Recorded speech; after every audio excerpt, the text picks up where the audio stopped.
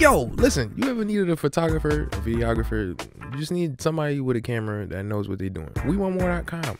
Check it out, son. We got brand new photos up on there. We got bookings. We got even news outlets that tells you what's going on in the world of We Want More. WeWantMoore.com. Check it out. Let's do this.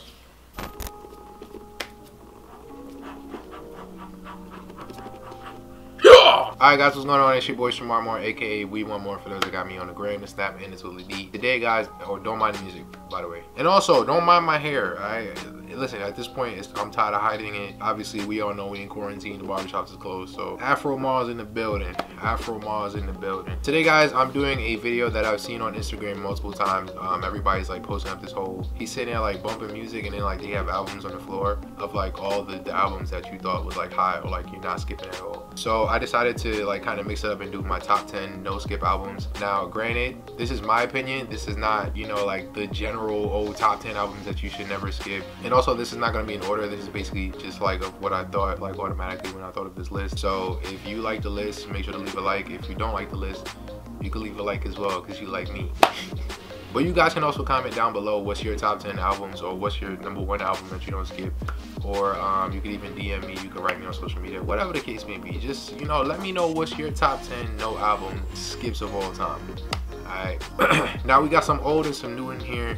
I'm not gonna keep this video too long because it's pretty simple. Alright, so the #1, well, it's not the #1, but the first one that I thought of as soon as I thought of this list was none other than one of my favorite albums to come out, which was Kendrick Lamar's Good Kid, Mad City. When this album first came out, I actually wasn't on it. It was actually my brother who was like a Kendrick Lamar fan before me. He's the one that actually put me onto Kendrick Lamar. So when I first got put on, I listened to Section 80, and the first song that I fell in love with was Rigor Mortis, and then it was R.I.P. Aaliyah. So when I heard that, I was like, okay, Kendrick Lamar is kind of cool, but I still thought he was kind of whack. So then when my brother put me onto Good Kid, Mad City, I heard the album immediately. The first song I fell in love with was Money Tree. That was like my favorite song. Then I fell in love with Poetic Justice, and then after that, like just the album in general was like so fire to me. Then my brother put me onto the song The Recipe with Dr. Dre. I thought it was fire. Backseat Freestyle. It's so many good songs, so many amazing songs on that album. To me personally, I think it's his best album. Some would argue that, you know, To Pimp a Butterfly is his best album. I don't think so. I think it's Good Kid, Mad City. It still holds the title for, you know, the greatest rap album to come out in the 2010s, personally. Moving on to the second choice that I had was Bruno Mars's 24 Karat Magic. Now a lot of people, you know, who are watching this are probably like rap mill fans or like, you know, pop fans and R&B fans. Mind you, this list is gonna be very diverse. Like you're gonna see some R&B, you're gonna see some rap, you're gonna see some pop, I guess. But the reason why I put Bruno Mars's 24 Karat, I thought when this album dropped in 2016, it was just beyond its time. It used like old tracks from before, like New Jack Swing, a lot of New Jack Swing, shout out to Teddy Riley, but it used a lot of newness from Bruno Mars itself. Now this album got a lot of backlash because, you know, a lot of people thought like, oh, he's using the black culture into his fame, I guess. Me personally, when it comes to music, I don't really like to look at the artist outside of the music itself. I just like to listen to the music. I listen to whatever makes me feel good. And that album to me, from top to bottom, with the exception of one song, maybe the last song, Too Good to Say Goodbye, that was like, it was an okay song to me. I'm not really a fan to bump it all the time, but regardless, it was a short album, but to me, like from top to bottom, that album, I still bump it to this day, like every single day. It's one of my favorite albums of all time. Moving on to #3, I have Usher's Confessions. Now we all know, if you're an R&B fan, this has to be in your list. Like it has to. Like Usher's Confessions was just groundbreaking. All the songs on there, Burn, Caught Up, that's what it's made for. Like it's so many great songs on that album. To me, like I couldn't avoid putting that on my top 10 no skip. I listened to that album just like I listened to Neo, just like I listened to Michael Jackson, just like I listened to Bruno Mars, Jay-Z, Kendrick, Kanye. It doesn't matter who I'm listening to, Usher, it will always be part of my playlist. And to me, my favorite album from Usher is Confessions. Moving on to #4 was Wale's Ambition. First album that I heard of Wale back when I was in high school, and I think it was like 2011, yeah, so I was a freshman in high school. I just got this iPod that my mom gave, and Wale's Ambition was like the first, like, it was one of the first few albums that I had on there, and to be honest with you, from top to bottom, the album is fire. It's straight fire to me. Like, that was the first time I was like put on to Wale, and to be honest with you, it's like he's one of the best poetic artists of our time. Like, he's that good. To me, he's like the classic day Lauryn Hill, but like the male version. But I'm not gonna lie, like I be seeing him on Twitter a lot, and he's hilarious.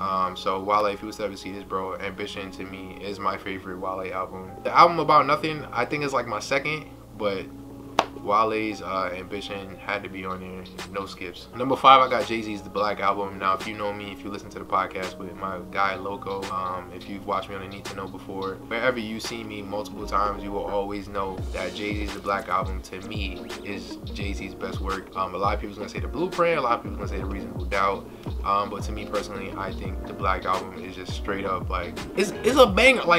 Like one to, come on, bro. It's literally no skip. Like Lucifer, Change Clothes, Dirt Off Your Shoulder. Do I need to name more? Like, do I need to name more? The Black Album is a no skip. If you throw that on the whip, yo, it's always a classic. It's a go-to. Like, you can't skip that. Like, you can't, bro. Next up, for number 6, I have Miguel's Kaleidoscope Dream. Now, this wasn't the first album that I heard of Miguel's. I actually heard, I forgot the name of the album, but it had Vixen on it. It had Girl with a Tattoo.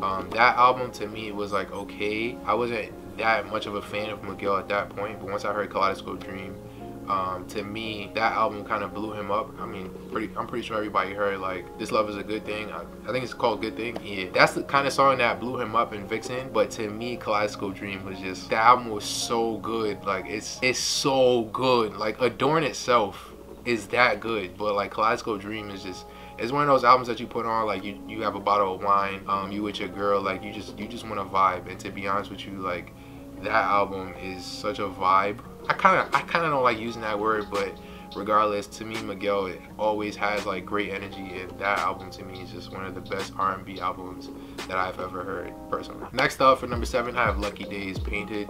Now, this is one of the more recent albums. All these albums that I'm mentioning are usually like they came out not that long ago, but they were kind of old. But this album actually came out, I believe, last year, 2019. To be honest, Lucky Day like instantly became one of my favorite artists that I listen to today. He's definitely in the rotation. But this album, like Roll Some More, Karma, Extra, Concentrate, that album to me, like with the exception I think of one song, like Try Your Fire, I think is okay. From top to bottom, this album is gorgeous. It's amazing. I think he's bringing R&B back for sure, considering that nowadays today's R&B is not the same as like the 90s or 2000s. But Lucky Days Painted to me is a really eloquent, great album. So if you haven't heard it, you should definitely listen to it. Trust me, you're not gonna skip it, I promise. Next up, for number 8, again, these are not in order, but number 8 has to go to Kanye West's Late Registration. Now there was a couple of albums that I could have chosen. Side note, yes, there is only one Kanye West album on here. I know there should be more than that, but I had to give love to all the artists. But Late Registration to me is not my favorite Kanye West album, but to me, when you listen to that album, like, there really is no skips. You can't, like, there's not one song that I would literally press the skip button instantly. It might take me like a whole minute to skip like 1 or 2 songs on there, but for the most part, Late Registration from top to bottom is fire. Like, one of my favorite Kanye West songs is Heard Him Say with Adam Levine, which is one of the key songs on that album. I just listened to Touch the Sky. I'm not saying that like for the first time, but I was just listening to it today. Like, so to me, Late Registration, besides Graduation and My Beautiful Dark Twisted, is straight fire to me. Alright, we're getting down to the last 2. So number 9 for me is gonna go to John Legend once again. Now John Legend happens to be one of my favorite artists, not of today, but like he's still in the rotation. He has many great albums, Get Lifted, Darkness and Light, but for me, once again, was like one of those albums that came out, I think like 2007, that was just great to me. Like, it's just no skips for me. Heaven, PDA, Each Day Gets Better. There's so many great songs on that album. To me, it's really not you can't really skip it.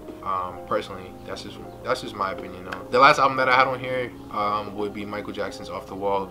Now, for those that know me, again, you know Michael Jackson is one of my favorite artists ever, and there was so many great Michael Jackson albums that I could choose from, but I did decide to go with Off the Wall, considering one of my favorite songs is Michael Jackson's Rock With You. He had Rock With You, Off the Wall, Working Day and Night, She's Out of My Life, Burn the Disco Out, Get on the Floor. It's too many great songs, with the exception of one song that was on there. It's the Falling in Love. I was not a big fan of the song, but it's still a good song to me, top to bottom. Even though it's a short album, it's a great album that I can't I forgot, Don't Stop Till You Get Enough. So that's my top 10. Shout out to all the artists that dropped out these albums. Yo, albums are amazing. I could tell y'all took y'all time with this. Once again, comment down what's your top 10 or what albums that you don't skip ever. Y'all can write down in the comments. Make sure to subscribe to this channel for more content like this and more. Until next time, guys, I'll be out. Deuces.